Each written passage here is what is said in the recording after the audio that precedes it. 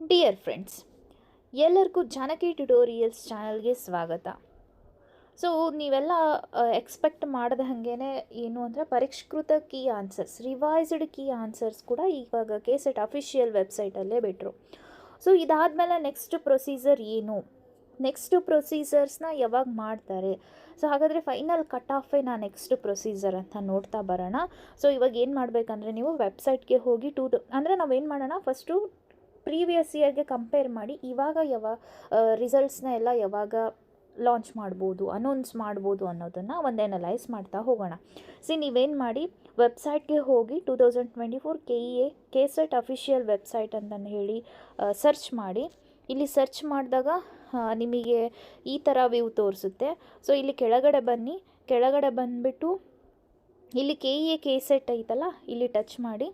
So ಇದಾದಮೇಲೆ option ಅಲ್ಲ, ಕೆಳಗಡೆ ಆಪ್ಷನ್ನ ಟಚ್ ಮಾಡಿ. ಇಲ್ಲಿ 2025 ಇವಾಗಿನ ತೋರಿಸ್ತದೆ. ಇಲ್ಲಿದೆ ನೋಡಿ, ಕೆಸೆಟ್ 2024 ತಾತ್ಕಾಲಿಕ ಫಲಿತಾಂಶ ಪಟ್ಟಿ ಅಂತಂದೇಳಿ ಇದನ್ನು ಟಚ್ ಮಾಡಿ. ಸೊ ಇಲ್ಲಿ ಬಂದುಬಿಟ್ಟು ನೀವೇನು ಮಾಡಿ, ಇಲ್ಲಿ ನೋಡ್ತಾ ಬನ್ನಿ. ಇಲ್ಲಿ ನಿಮಗೆ ಲಾಸ್ಟ್ ಟೈಮ್ ಕೆಸೆಟ್ ಅಧಿವೇಶನ ಹೊರಡ್ತಲ್ಲ, ಸೊ ಅದ್ರದ್ದು ಪ್ರೊಸೀಜರ್ ಎಲ್ಲ ಇಲ್ಲಿ ಕೊಟ್ಟಿದ್ದಾರೆ ನಿಮಗೆ. ಸೊ ಇಷ್ಟರೊಳಗಡೆ ಇವಾಗ ನಾವು ಯಾವ ಸ್ಟೆಪ್ಪಿಗೆ ಇದ್ದೀವಿ ಅಂತಂದರೆ, ಏನಪ್ಪ ಅಂದರೆ ಇಲ್ಲಿ ತಾತ್ಕಾಲಿಕ ಫಲಿತಾಂಶ ಪ್ರಕಟಣೆ ಅಂದರೆ ಇಲ್ಲಿದೆ ನೋಡಿರಿ, 30/12/2024 ಅಂತಂದಿದೆ ಅಲ್ಲ, ಅದಾದಮೇಲೆ ಅಂತಿಮ ಸ್ಕೋರ್ ಪಟ್ಟಿ ಅಂತಂದು ಹೇಳಿದೆ ಇಲ್ಲಿ. ಆ ಸ್ಟೆಪ್ಪಿಗೆ ನೆಕ್ಸ್ಟ್ ಬರೋದು ನಮ್ಮದು, ಓಕೆನಾ. ಸೊ ಆ ಸ್ಟೆಪ್ ಅಂತಂದರೆ ಇಲ್ಲಿ ಟಚ್ ಮಾಡಿ ನೋಡಿ, ನಿಮಗೆ ಗೊತ್ತಾಗುತ್ತೆ. ಇದು ನೋಟಿಫಿಕೇಷನ್ನು. ಸೊ ಇದಾದ ನಂತರ ನೆಕ್ಸ್ಟ್ ಮೇಲ್ಗಡೆ ಇದೆ ನೋಡಿರಿ, ಅಂತಿಮ ಅಂಕಪಟ್ಟಿ ಅಂತಂದು ಹೇಳಿ. ಸೊ ಈ ಅಂತಿಮ ಅಂಕಪಟ್ಟಿಗೆ ಹೋದಾಗ ಲೋಡ್ ಆಗ್ತಿದೆ. ನೆಕ್ಸ್ಟ್ ಪ್ರೊಸೆಸ್ ಏನಂದರೆ ಅಂತಿಮ ಅಂಕಪಟ್ಟಿ. ಇದರೊಳಗಡೆ ನಿಮಗೆ ಪೇಪರ್ 1ನಲ್ಲಿ ಎಷ್ಟು ಮಾರ್ಕ್ಸು, ಪೇಪರ್ 2ನಲ್ಲಿ ಎಷ್ಟು ಮಾರ್ಕ್ಸು ಅಂತ ಎಲ್ಲರ ಲಿಸ್ಟನ್ನು ಒಂದೇ ಒಂದು PDF ಅಲ್ಲಿ ಅವ್ರು ಹಾಕ್ತಾರೆ, ಓಕೆನಾ.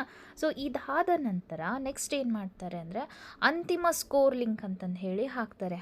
ಅಂದರೆ ಒಬ್ರದ್ದು ಯಾರಾದರೂ ಮಿಸ್ಟೇಕ್ ಆಗಿ ಏನಾದರೂ ಆಗಿದ್ದರೆ ಅಲ್ಲಿ ಹೇಳ್ಬೋದು. ಸೊ ಅದಾದ ನಂತರ ನೆಕ್ಸ್ಟು ಅವತ್ತಿನ ದಿನವೇ ಅಂತಿಮ ಸ್ಕೋರ್ ಲಿಂಕ್ ಅಂತಂದು ಹೇಳಿ ವೆಬ್ಸೈಟ್ ಒಳಗಡೆ ಹಾಕ್ತಾರೆ. ಇದಾದ ನೆಕ್ಸ್ಟು ಏನು ಬರುತ್ತೆ ಅಂತಂದರೆ ತಾತ್ಕಾಲಿಕ ಫಲಿತಾಂಶ ಪ್ರಕಟಣ ಅಂತಂದು ಹೇಳಿ ಒಂದು ನೋಟಿಫಿಕೇಷನ್ ನಮಗೆ ಬರುತ್ತೆ. ಸೊ ಈ ನೋಟಿಫಿಕೇಷನ್ ಬಂದಿನೇ ಏನಾಗುತ್ತೆ 4 ಇಲ್ಲಿ ನೋಡ್ರಿ, ಇಲ್ಲಿ 30 ಇದೆ ಅಂತಿಮ ಸ್ಕೋರ್ ಲಿಂಕು. ಅದಕ್ಕಿಂತ ಬಿಫೋರು 16ಗೆ ಏನು ಕೊಟ್ಟಿದ್ದಾರೆ, ತಾತ್ಕಾಲಿಕ ಫಲಿತಾಂಶ ಅಂತಂದು ಹೇಳಿ ಕೊಟ್ಟಿರ್ತಾರೆ. ತಾತ್ಕಾಲಿಕ ಅಂದರೆ ಅದೇ ಪರಿಷ್ಕೃತ ಫಲಿತಾಂಶ ಅಂತಂದು ಹೇಳಿ ಇವಾಗ ಬಂದೈತಲ್ಲ ನಮಗೆ ಆ ಲಿಂಕು.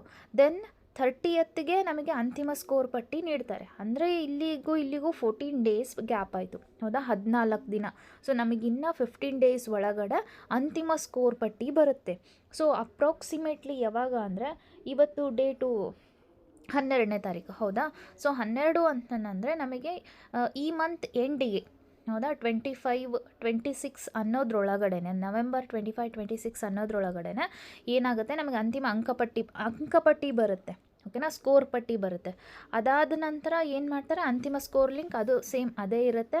ಸೊ ನೆಕ್ಸ್ಟ್ ಏನು ಮಾಡ್ತಾರೆ ಅಂದರೆ ನೆಕ್ಸ್ಟ್ ಸ್ಟೆಪ್ಪೇ ತಾತ್ಕಾಲಿಕ ಫಲಿತಾಂಶಗಳ ಕಟ್ ಆಫ್ ಅಂತಂದು ಹೇಳಿದೆ ನೋಡಿರಿ. ತಾತ್ಕಾಲಿಕ ಫಲಿತಾಂಶವನ್ನು ಬಿಡ್ತಾರೆ ಯಾವಾಗ, ಒಂದು 6 ಡೇಸ್ ಆದಮೇಲೆ. 6 ಡೇಸ್ ಅಂತಂದರೆ 1 or 2 ಡಿಸೆಂಬರ್ 1 ಅಥವಾ 2ಕ್ಕೆ ಅವರು ತಾತ್ಕಾಲಿಕ ಫಲಿತಾಂಶ ಅಥವಾ ಕಟ್ ಆಫ್ನ ಬಿಡ್ತಾರೆ. ಈ ಥರ, ಓಕೆನಾ, ಎಲ್ಲ ಸಬ್ಜೆಕ್ಟ್ಸಿಂದು ಈ ಥರ ಕಟ್ ಆಫ್ ಬಿಟ್ಟಾದಮೇಲೆ ನೆಕ್ಸ್ಟ್ ಏನು ಮಾಡ್ತಾರೆ ಅಂದರೆ ಈ ತಾತ್ಕಾಲಿಕ ಫಲಿತಾಂಶ ಏನಿದೆ ಅಲ್ಲ, ಕಟ್ ಆಫು, ಅದೇ ಆ್ಯಕ್ಚುವಲ್ ಫೈನಲ್ ಕಟ್ ಆಫ್ ಆಗಿರುತ್ತೆ. ಸೊ ಇದಾದ ನಂತರ ಎಲ್ಲರದು ಕಟ್ ಆಫ್ ಬಂದ ನಂತರ ನೆಕ್ಸ್ಟ್ ಸ್ಟೆಪ್ ಏನು ಅಂದರೆ ದಾಖಲಾತಿ ಪರಿಶೀಲನಾ ವೇಳಾಪಟ್ಟಿ ಮತ್ತು ಅಧಿಸೂಚನೆ ಅಂತ ಹೇಳಿ.